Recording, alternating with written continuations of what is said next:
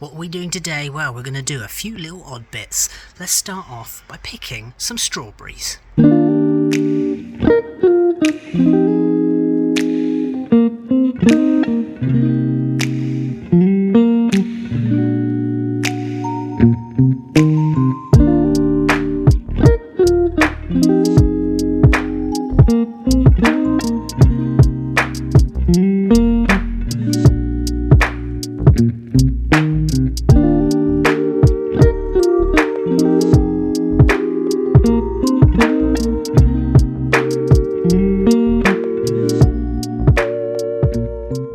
Looking at this, a whole big bowl full of juicy strawberries. Look how amazing these are, and this is my second biggest one. Look how good that looks. That's incredible. There's a little bit of, I don't know what that is, it's a little bit soft and squidgy in that bit, but apart from that, that's a really decent yield, I think. There's one here that's got, I don't know, either eaten or pecked at by a bird. I'm not too sure, but you know, still edible if I cut off some of the worst bits. And I think this is enough now to be able to turn into some jam. We haven't stopped just yet, because if you look at all of these, they've still got a ton more on them, so I've got to be cautious of all of these, because a few of them have had, as you can see in the little jug, a little bit of strawberry rot has gone on here, which is not good, but you know, what do you expect? It's just what happens when you grow your own. Now that's done, it's time to water everything. I've just filled up the watering can. I'm going to use some of this, which is the Miracle Grow Fruit and Veg by Concentrate. I've filled up the watering can already. Let's go water.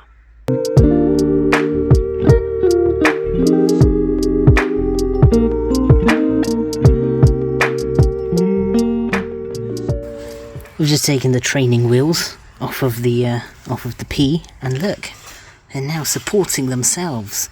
Other than this one does actually just look dead, so I'm going to leave that one on there. It's still pretty loose, so if it does revive by miracle, then it might do something. But look, this is now clinged on, and this one, oh, that's fantastic. It's got new shoots coming up, so hopefully this will trail all the way up here and create some new peas. Boom. Right, I've decided, let's do it right this second. I've brought in the strawberries. What I'm going to do is I'm just going to grab a little knife. So what I'm going to do is I'm going to take oh, look at that. What an absolutely beautiful fruit. Now, as you can see here is a little bit squishy. It is going in with. So what I'm going to do is I'm just going to start with that, shall we? And we'll just cut a little triangle shape in there, just to basically get out that little bit of disgustingness. And what I'm going to do is I'm just going to take the strawberry, I'm going to cut off the majority of the top there, and then I'm going to slice that down like that. Oh wow, right, and then I'm just going to pop those to the side just like that. What a beautiful one. Right, and then we're going to grab some of the smaller ones. Now, some of these smaller ones, they look a little bit ripe still, but that's okay, because Mary Berry, of all people, said that it's okay to use slightly riper fruit. It helps it set a little bit better, so I'm not too worried about this. But at the same time, you've got to expect that this is not going to be fully red inside, which is why some of these, including this big one, are a little bit white inside. So I'm just going to cut that off just like that, and I'm going to repeat the process with all of these.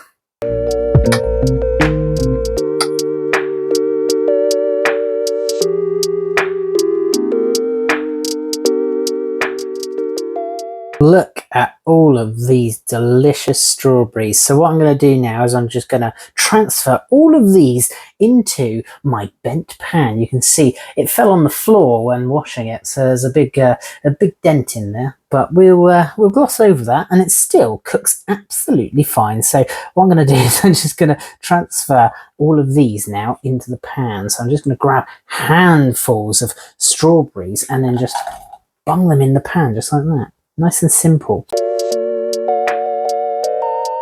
last year I did actually make strawberry jam, but only enough to fill up one of those little pots that you get in, like, what is it, like a hotel.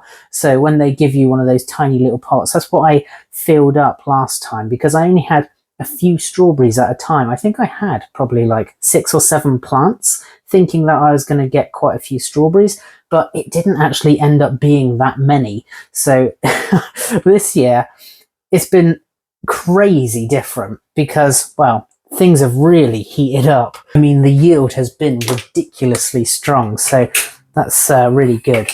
So I've just put on the heat now. I'm going to basically leave that to warm up whilst I grab some jam sugar. Now this has added pectin in. So this jam actually already has added pectin in. Now that is quite important when making a jam, because the pectin helps it set. Now Mary Berry said that she used quite a large quantity of the jam sugar in with the fruit, but she did use 1 kilo. I'm literally doing this by eye. I did this last time, I did it by eye, and it turned out absolutely fine. Now what she does say is to add some lemon juice. I've been quite lazy. I've literally come from the garden, straight into the kitchen, I've washed everything, and now I'm just making jam. I don't have a lemon in the house. So I looked it up, and actually you can make it without lemon. As long as you've got some pectin to make it set, that is the important thing. So look at the fruit, it looks amazing. I'm just going to grab a spoon. I'm just going to give it a little stir, because you'll see at the very bottom, all the juices start to... let's see if we can get that on camera. All the juices from the strawberries starts coming out as soon as the heat is applied. So I'm just going to give that a little stir, make sure nothing's burning on the bottom, and I'm just going to leave that to do its thing. Now in the meantime, I'm just going to grab some of the sugar, and what I'm going to do is I'm just going to get a little spoon and break it up, because like I said, I haven't actually used it since last year. This has become pretty liquidy, so I'm just going to give it another stir in there, just like that. Beautiful. Now the fruit is just breaking up nicely, so I'm just going to smush some of it down like that. Now this was the good thing she said about having slightly riper fruit in there, because obviously if it all did this, then you wouldn't have some of the lumps. I'm just going to do it in little amounts like that. I'm just going to sprinkle it in just evenly around. Now this is not the same density as your normal caster sugar. Now Mary Berry tipped in a whole jar full. I think she said she put 1 kilo of the jam sugar in. So what you think looks like a lot here probably actually isn't that much. I'm just going to mix that in just like that, just to make sure that it all dissolves. That's the very important thing. You've got to wait for it to dissolve, and just mix that in. It looks like it's dissolving nicely.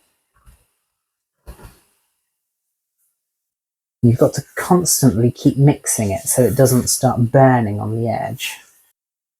There we go. I'm going to continue to do this for the next few minutes. So we'll cut to the next thing, which is sorting out one of my jars. So I've just taken one of my my ex-beetroot jars. I give it a little sterilise. So what I've done is I put it in boiling water. I put it in a jug, put some hot water around from the kettle. I'm just going to rinse it to get rid of any of the lime scale there, because, well, quite frankly, we need to clean the kettle. But that is now sterilised. What I'm going to do is I'm just going to pan over now to the jam. Oh my goodness, look how great that looks. Doesn't that look incredible? Wow. There we go, that's beautiful. I'm going to turn down the heat now because it seems to be getting quite hot. I'm going to just keep that off for a moment because it's bubbling up, and I don't think it's meant to do that. I'm not 100% sure, but underneath you can see it's a really rich red colour, and the fruit has now softened, even some of the riper stuff. There we go. Now I'm just going to leave that for a second, and I'm going to grab a little plate. And what I'm going to do is I'm just going to get rid of that in a second and get a nice cold plate. I'm going to pop that down there. And what I'm going to do is I'm just going to grab a little spoonful of this. Only a little bit, just like that on the spoon. And I'm going to pop it on the plate like that. Now, what I'm going to do, this seems a little bit silly of what I'm doing here, but it has to be a cold plate.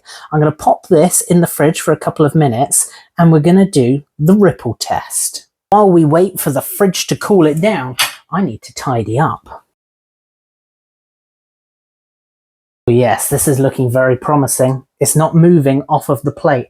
Now what I need to do is I just need to do this. Look at that. Can you see that? It's rippling. It's rippling, everyone. Beautiful. The jam is ready. Now this is cooled down a bit. I'm just going to give it a little stir. Oh yes. This is beautiful. You can probably see some of the steam coming off. So we know that it's still piping hot. But what I'm going to do is I'm just going to start adding some of the jam into the jar. Try and tip some of this into the jar, just like that. This is looking so promising. I might actually get at least half a jar.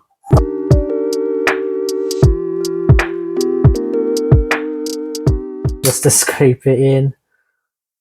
Amazing. And I think that has filled up the entire jar. This really excites me. Let's just pop the lid on. Oh my god. I've done it. There it is. A jar full of jam. I can't believe it. This is incredible. And that is fresh from the garden about 2 hours ago, now made into a produce. I am so incredibly proud of how quickly I have learned how to do this. And like I say, if it wasn't for Jeremy Clarkson creating Clarkson's Farm, then I wouldn't have done this in the first place. But I have lost 2 stone in weight and I have learnt to grow many things in the garden, including potatoes, creating my own crisps, making my own jam, making pickled beetroot, which is what I did last year. And that's what that label is right there. I mean, I have learnt so much over the past couple of years, and it is all thanks to Jeremy Clarkson. Had he not have done Clarkson's Farm, I wouldn't have done any of this. And because he inspired me to do it, I came up with the idea of making an ebook of how I grew food for the first time, how I've lost over 2 stone in weight, and to make produce at home, even with the containers in the garden. Literally, we've had no space whatsoever. We haven't got an allotment. We've done this out of a few containers. It really is incredible what you can do with the limited space. Now, I implore anyone to go check out my free ebook, which is up here. That's what it looks like. It is inspired by Jeremy Clarkson of How Hard Can It Be?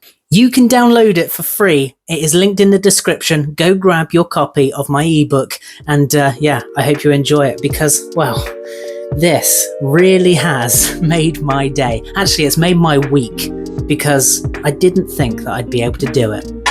Wow, incredible. Anyway, I'm going to say thanks very much for watching. If you got anything from this, make sure you like and subscribe, and make sure you check out all the other videos over on the channel because, well, I knew nothing, and now I'm creating food from scratch. It really is incredible. Right, I'll see you in the next video. Cheers.